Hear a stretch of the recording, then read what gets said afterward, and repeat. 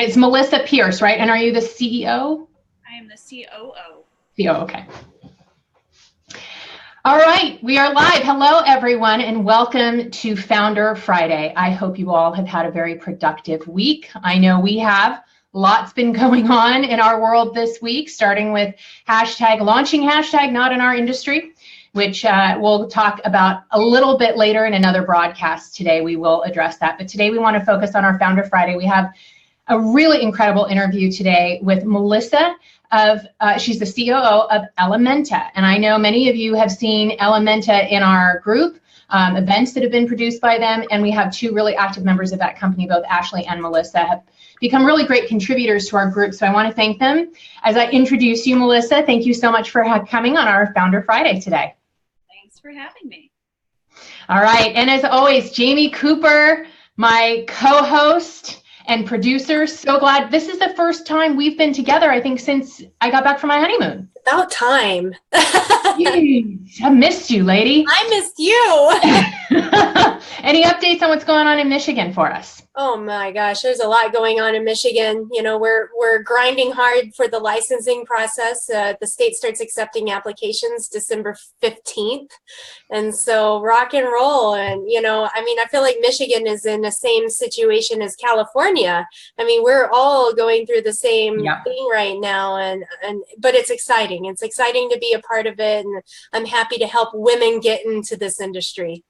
You know, I think that we should probably do a separate broadcast with just the two of us so that we can really, you know, as we come up on January in California, things are going to change. You're looking at a lot of changes in Michigan. I think I'd really like to hear what you're doing and what you're facing, because I know you're trying to open a dispensary as well. I think we should have a little conversation about that sometime soon. Sounds good. All right. So Melissa, thank you so much for joining us today. Why don't you tell me a little bit about what Ellementa is and how it is that you came to be in the cannabis business? Because I know that you said you were originally from the tech industry. Right. So Ellementa is the fastest growing women's network focusing on health, wellness, and cannabis. Lovely. Yeah. We mostly see ourselves as an informational space where women can learn from one another and experts online, as well as we have gatherings in cities across the country offline. And we just launched 7 of them this year so far. And we launched 3 last week, one in West Michigan, one in New York, one in Atlanta, and we'll be launching 3 more in the coming months in San Francisco, in LA, and I think in Phoenix. So they're happening rather quickly, and it's really been exciting. And your tech question is, yes. I came from tech. I was a COO of an electronics company. I ran a not-for-profit, getting more women into tech to learn how to program computers, and so making that hard switch was pretty fun. So what drew you from, because that space needs help, mobilizing women. I mean, Silicon Valley is one of the reasons we actually started Not in My Industry hashtag, because watching what has happened over the last few years, and I'm sure being in tech, you know what the sexual harassment there is like. I ran into it all the time. So there was a lot of work to do there. What brought you over to cannabis? You know, I had set aside tech for about a year and worked in gender lens investing, which is just investing and looking at all of the biases, the gender-based biases in investments, and working those things out. And that was very fun. And I learned a lot. Tech, I just kind of got burned out being a women's advocate. You can make a lot of noise, but after a while, you just need to step back and let a new voice come in and take over. And that's just where it was for me. Totally get it. Yeah. So cannabis was not this was not a logical step for me. Aliza, our CEO, heard that I had finished this project with Gender Lens Investing. It's like, Melissa. I was like, Aliza, I've never even tried marijuana. And wow. She's like, you know women's networks. You get that. You ran them. I need you for this. So yeah, I got into the industry and I tried it for the first time in my 40s. Hey. And? It's cool. That's awesome. And you enjoy being in the industry, yeah? I mean, it's so different working with women here than in any other industry I've been in. It's so new. It's super new. Also, because the industry is so new and you're not really up against the same like rigid hierarchies you are in tech. I find that the connections with people are very, very, very much more, this sentence doesn't make sense, much more personal. You get to kind of decide what that is like. And that's really nice to have a little bit more high touch. There's not this giant hierarchy. There's certainly lots of regulations and buzzwords and things like that that I don't know yet. But that also makes me a really good candidate for talking to women who are also just getting into or just getting back into cannabis for health and wellness, because I'm at the same level they are. Oh, what is that? I'll find out because I've got access to all these experts. Oh, fantastic. So tell me about what an Ellementa event looks like. And so my understanding is that you work with people in an area and help them put the event on. Is that correct? That's right. It's any club model, any national club model. We have local organizers. We work with them to bring people to the events. We find local sponsors for them who can go to the event and showcase their products. And they're small, intimate affairs, usually 20 to 60 women.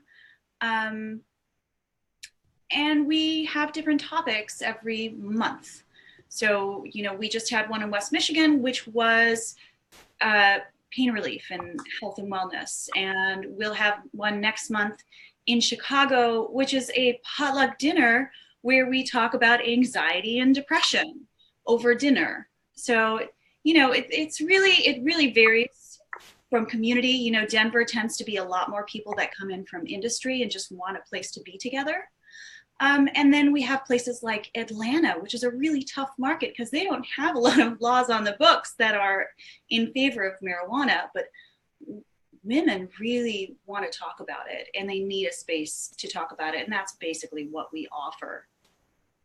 So if I want to bring you to where I live, how do we go about doing that? If there are women watching who might feel like, I want to bring you to my area. I know a lot of women who could really benefit from this. How do I go about working with you? Go to ellementa.com, fill out our contact form, let us know where you live. If you want to run a chapter in your neck of the woods, awesome. Depending on what region you are, it will depend who in our company will talk to you, and we will help you set those up. Really, the organizer just needs to be there and kind of hold all the strings. We do the promotion, we do all of the online setup. We close all the sponsorship deals.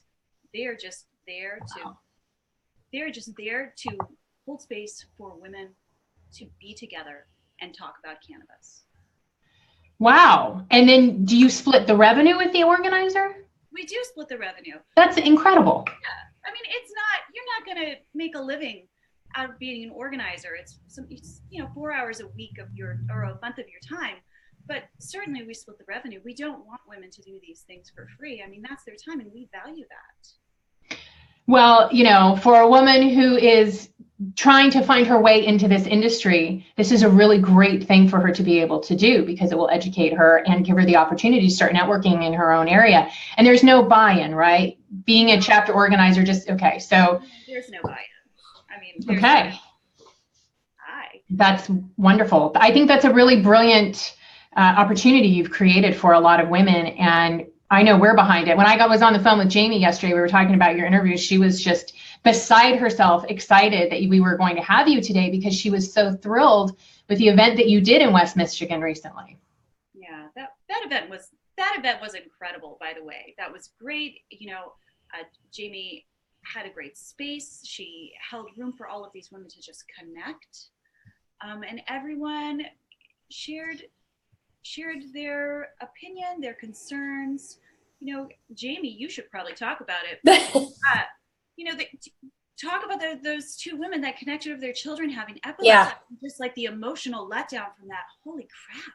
Like in the messages I'm getting right now from the mother needing help for her child that has epilepsy. So we had probably about 25 people at our event.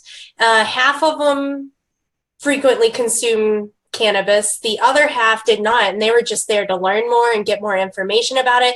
And one of those people was a mother of a 4-year-old who that just started having seizures and obviously isn't on a lot of pharmaceutical medications, and they're not working. And this mom was like, I don't know what to do. I found out about this event a day ago. My friend told me about it, and I'm just looking for answers. Like, what can I do? I want my daughter back. I need help. And then in the room was another mother who is already treating her child that has epilepsy and severe autism with cannabis, and it's worked wonders. I mean, she's gotten her kid back, and so together they sat down, and it's just like, it was amazing because we just had this conversation. There were people there wanting to teach besides myself. There were people there wanting to learn, and it was amazing. It really was. And I'm so happy that we have it here in West Michigan. And I think that our events are going to double in size after this one. I think those people that were there are going to go tell their friends, and we're going to continue promoting, and we're preparing for double the attendees next time. So exciting stuff. Yeah, it was really, really cool. And I recommend anyone that wants to get into this industry, at least get these conversations started within their community, to really consider doing this. You know, like, I'm able to use this to build support and educate people as I get a dispensary up and going. And that's going to take probably 1.5 to 2 years. So I'm building that community, and I'm giving the same education that people are looking for. Very smart. And, you know, I imagine these are such a great community builder as well, regardless of where you are. There are people who are interested in this, and by bringing them together, you can start to connect, and that's how you really start to develop a strong community. Mm-hmm. So I want to talk to you about some of the problems that you're having being a cannabis company, with the tools that you need to use to get the word out about your event. So Eventbrite, tell me what's going on there and how you're handling that. We handled it, yay. But our events got flagged because they mentioned cannabis. Now, we are lucky in that we are a media company. We position ourselves as a media company. We are an education company. We are educating people, and there are no laws on the books against educating people about cannabis. So we have had this pushback. Eventbrite took down a couple of our events. We fought back. We pulled lawyers in. We contacted everyone at Eventbrite that we could find and said, look, there is nothing that we're doing that is against your terms of service. Because it's very important to us that the events that we host are able to be found by people who are not right now going to dispensaries, are not using cannabis for wellness, and are just interested. So that's a big part of our reach in our consumer base is, you know, we want to act as the bridge between the cannabis industry and women who are seeking wellness and alternative medicine. So that's kind of our place. So Eventbrite was ridiculous. We set up ticketing on our own website. Luckily, I come from the tech industry and can just plop all that in, right? So we set up ticketing on our own website, which was great. Eventbrite is wonderful, however, in that it pulls to Facebook and does all of these other things. So having Facebook ads not go out because they mention cannabis and having to constantly talk to them about that education thing. We have no problem with banking. Aliza does that in Alaska with her private banker, and is very, very much right there saying it's an education company every step of the way. So we're lucky in that regard. Was there, if you were not going to be able to use Eventbrite, was there another platform you were considering? Is Brown Paper Ticket still around? Brown Paper Ticket's still around. I heard a lot of people in the cannabis industry are moving to Brown Paper Ticket or other event websites. And we would look at those. Since Eventbrite is now working for us and it's the most widely known, recognized, and trusted, that's fine. But as I said before, we set it up on our own website. So, you know, all of us are very savvy and we know how to promote. So it's not really something that we are super worried about anymore. Do you think that this will kind of open the door for other companies that may have been facing issues with Eventbrite, that you've kind of set the standard? If we can prove that we're not actually touching the plant, we're education? I hope so. I hope other companies totally get there. I hope they say, you know what, we are hosting a Meet the Budtender. We're not encouraging you to, it's not a consumption event. You know, this should be fine. And I think that will hopefully open the door. In that, you know, it's important that you comply with federal law in all of your messaging. And as long as you are not, you know, I don't know exactly, I shouldn't say this, I'm not a lawyer, but I think as long as it's not a consumption event and you're not encouraging people to consume cannabis at your events, you know, what you do is fairly legal as far as education goes. Okay, good to know. All right, so tell me about some of the challenges that you have faced as an entrepreneur launching Ellementa and how you've dealt with them. Oh, goodness. Well, just coming from the tech industry, especially people who know me, who have been to parties with me where I pass on joints saying, you know what, I'm high on life. It's not my thing. And then being like, you know, Melissa, you were this straight arrow, straight shooter. You did all of this stuff for women in tech, and we just do not even get while you're here. And then I share stories with them about just bringing women together to have these discussions, how women have been, you know, sidelined in healthcare, how the default in healthcare research is normally to men, and women's issues have been largely swept under the rug as psychosomatic or any of these things. And then they start to be on board. So a lot of the pushback just coming from tech, especially from people who just don't understand this switch for me personally. Like, you know what, this medicine is changing people's lives. And I think that's really important. So overnight I became an advocate, and that was very difficult for my professional network. Interesting. Yeah. So that was difficult. So how has it been building a community? I mean, because you're actually a national company, you're not limited by a state. Mm-hmm. And do you, all three of you and Ashley and Eliza, do all of you live in the same place, or are you in different states? We are distributed, which is great. You know, Eliza is in Alaska, which has been, you know, a super legal state for a long time. Ashley is in Denver, and I'm in Chicago. And Chicago, of course, is a medical state. So we are fairly well distributed across the country. And you know, building a national network is a lot of work, but also it's great because, you know what, we get to take the temperature of every single place that we are in. So we are able to say, you know what, this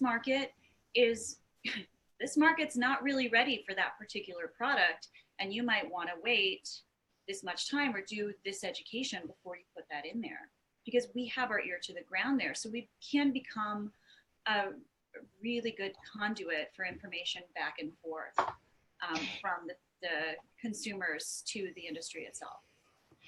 And I find that so fascinating, especially in this industry, because we're so limited on the data.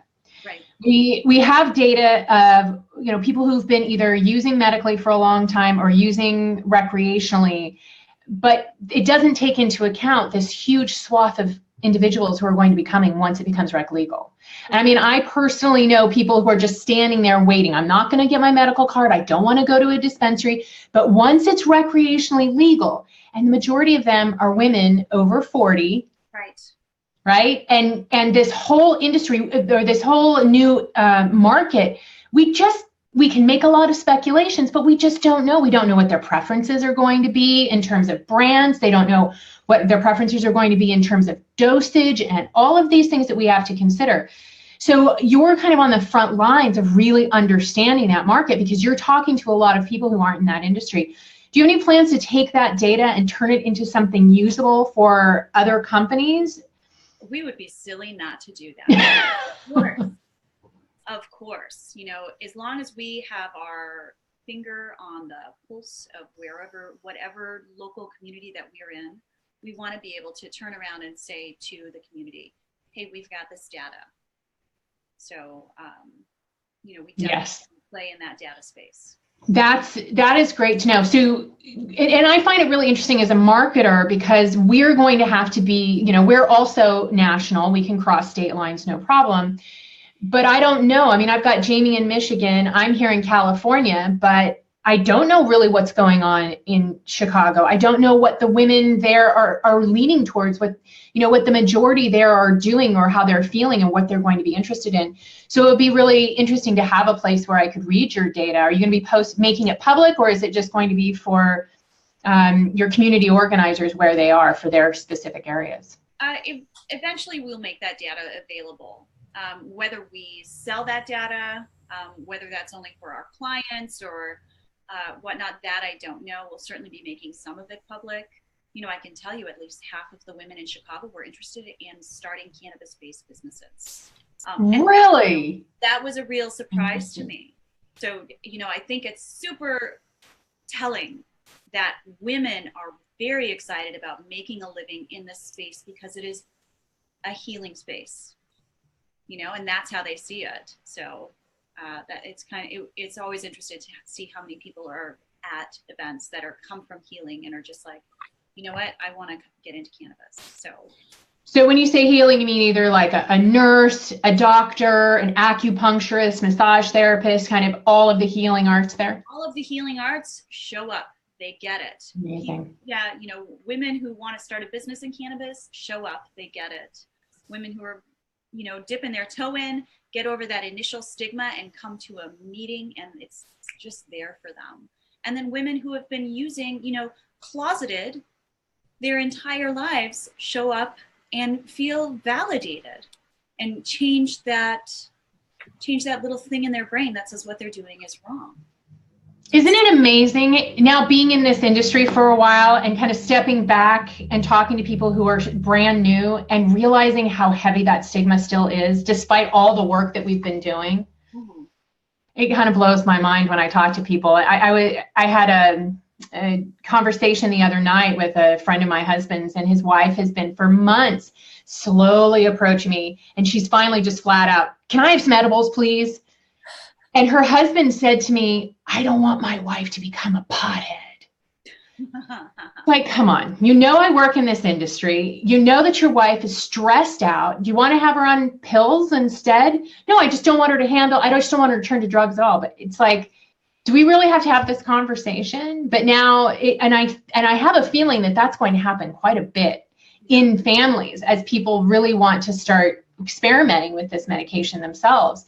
How are you helping women in some of these conversations actually learn how to overcome those and deal with the reframing in their family? I mean, you've had to deal with it with your network and tech. With my network, yeah, and that's I've already told you what I tell my network, which is just this is a medicine. It's changing people's lives, and I became kind of an advocate. I always also tell my network, there's a lot of money in taking women seriously. Oh, yes. Yes. And there was a lot of money in cannabis, and I just married those two. Get over it. Brilliant. But as far as women trying to work on their families, honestly, I don't have to say a thing once I step into an Ellementa gathering.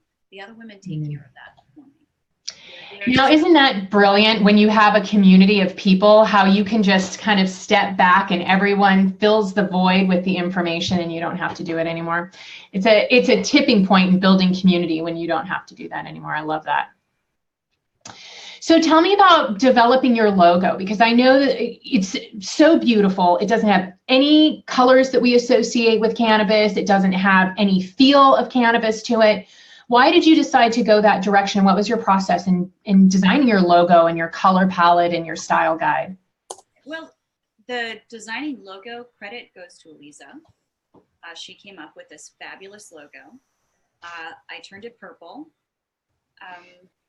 We had all of this discussion. We have a sister site called Her Canna Life, which is not too different than your Founder Fridays, where we interview women in cannabis. It's not video, it's not a podcast, it's just a simple Q&A, and it's lovely. So we have Her Canna Life, and we were doing interviews there.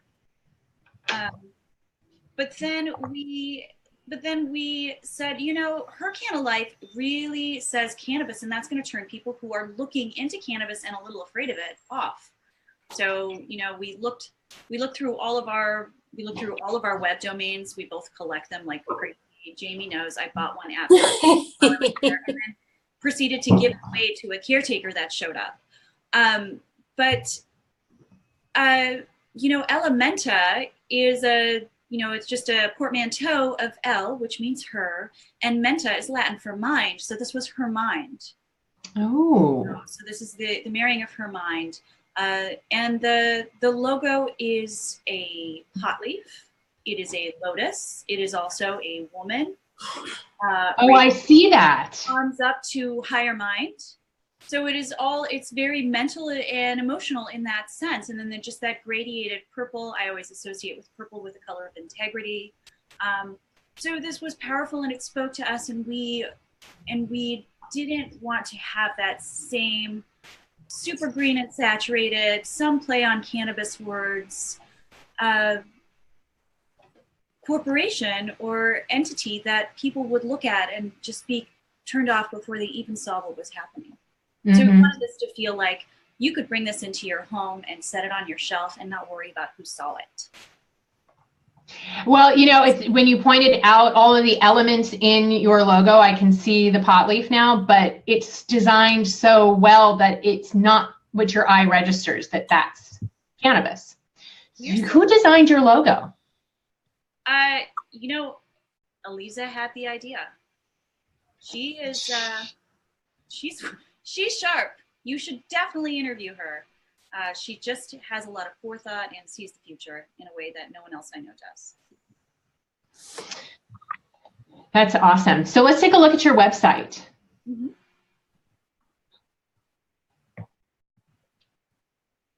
So walk us through what we're seeing here. Aha. So you are on our website. You can see there's a big splash page in the front that kind of lists all of our most current articles. Up at the top, you know, we have our menu bar, which we basically have a few categories: health, well-being, life, learn, product reviews, and events, and then news, which is company news. I don't know which thing you clicked on events, and these are all of our upcoming events. I think right now only Chicago is listed. We are just now putting in our San Francisco and our LA launch, as well as the next West Michigan and Anchorage and all of those things. Everyone's events tend to happen in the last week of the month. Here are our articles about health. We have learning articles. We have Cannabis 101 articles. And our articles about your sexual well-being, your mental well-being. So Ashley Manta is a member of our group and part of the Women's Empowerment Summit, and she specializes in bringing sex and cannabis together. So you have specialists in cannabis contribute articles and lead events? We have specialists in cannabis contribute articles. The only events that are on our site right now are gatherings. Okay. But we certainly have specialists submit articles. We look through them, we vet them, we ask their communities about the specialists, and you know, we just kind of work back and forth within our community to find the best information for women. Now, is this something that you're soliciting people to write for you, meaning you've always got room for more? Ladies, if you have an expertise, please get in touch with us and submit something, or do you handpick who you want to do this? Certainly get in touch with us. You know, the more information that we can get out there in a way that is easily digestible, that is inoffensive to someone who has a lot of stigma, the better. So we happily will republish articles that kind of jive with our mission and fact check and make sure are factually correct. That's a big deal to us.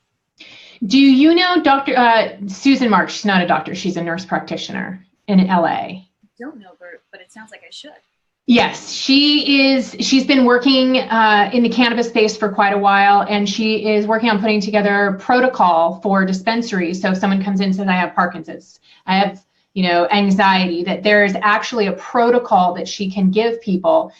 Was very helpful with me. My father-in-law has severe Parkinson's. And so she put together the most intense protocol I've ever seen for anything that I've ever done. But she just has it laid out to the number of drops, the number of milligrams, how many times a day, when to up it, when to lower it, when to bring in CBD.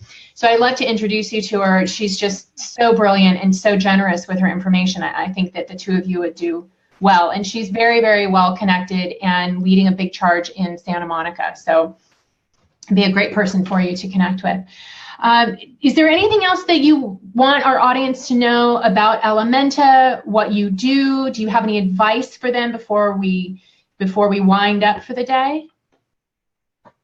My advice is, if you are in the cannabis industry, get to an Ellementa event. Start an Ellementa event. You were gonna find women there who didn't know they needed you, which is basically it. A lot of people stay insular in their own industries and just assume people will eventually find them. And it's good to go to these events and find people who are ready and willing and want to know more, and just need someone there to show them. And so, ladies, if you want to start a chapter, go to the Ellementa website, fill out the application, and hopefully you will be able to start something with Ellementa in your area. Jamie, do we have any questions? I am looking right now.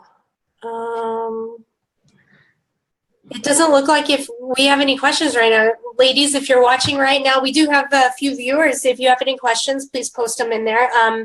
And Melissa, I'm sure Melissa will be kind enough to answer any questions in that thread about Ellementa. But, go to ellementa.com to check out their website. And like I said, I started my chapter here last week or this week, and I'm super excited. Our next event in West Michigan will also be on the 29th of November, and we will also be discussing anxiety and depression as well, because it's one of those ailments that a lot of people struggle with, and cannabis can be very, very helpful in that.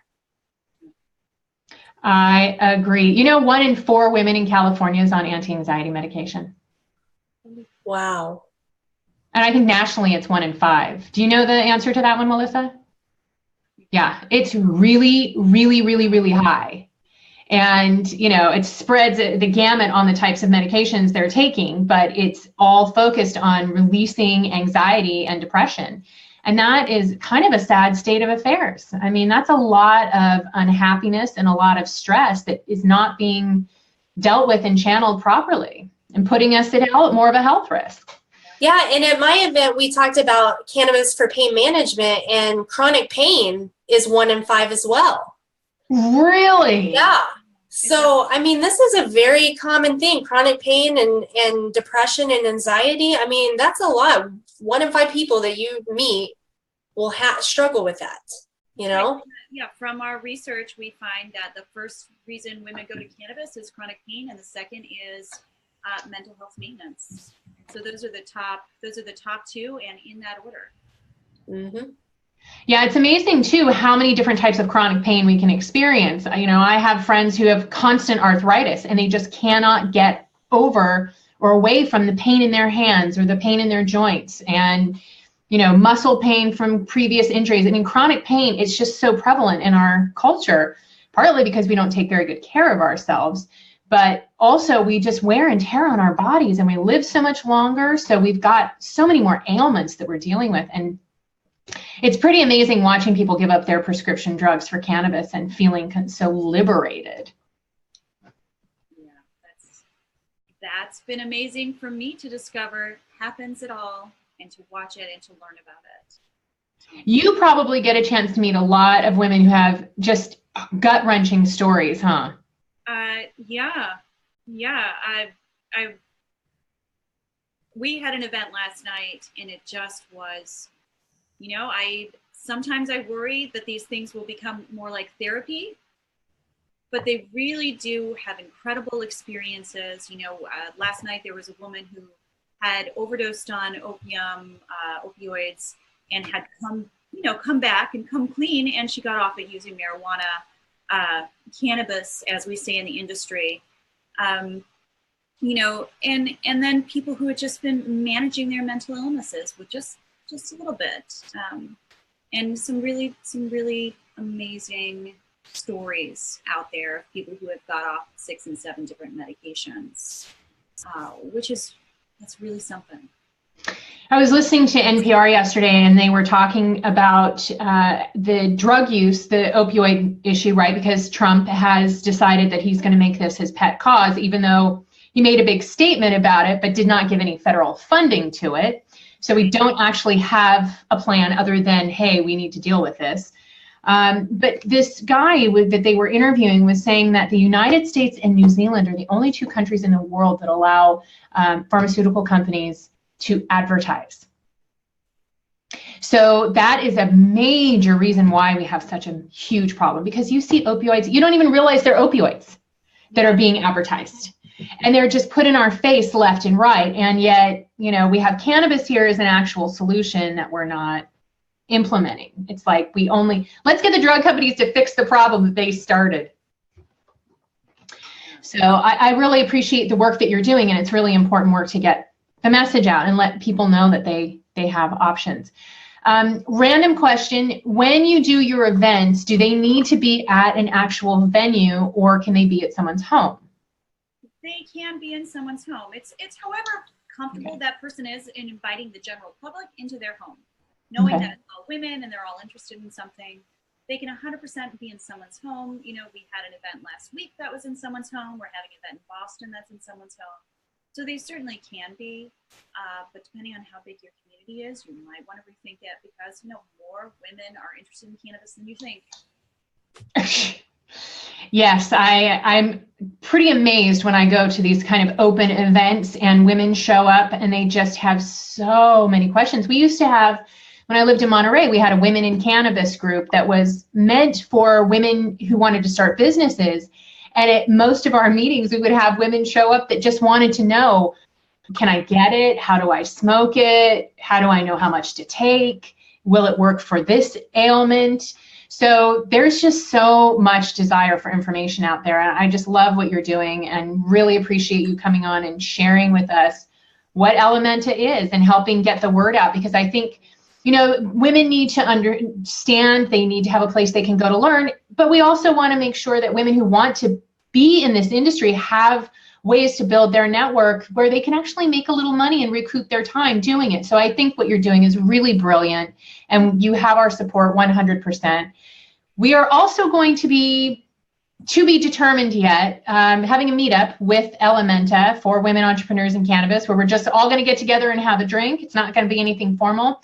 So ladies, please stay tuned. We will be making an announcement in the group as soon as we've got all those details figured out. But we are going to give us a place where all of us can get together, meet in person, roll to a couple parties together, and at least just have some time face to face to give each other a hug and pat each other on the back for a lot of great work that these women in this group have been doing. Women like you, other founders we've had, and other mentors who've been so generous with their information.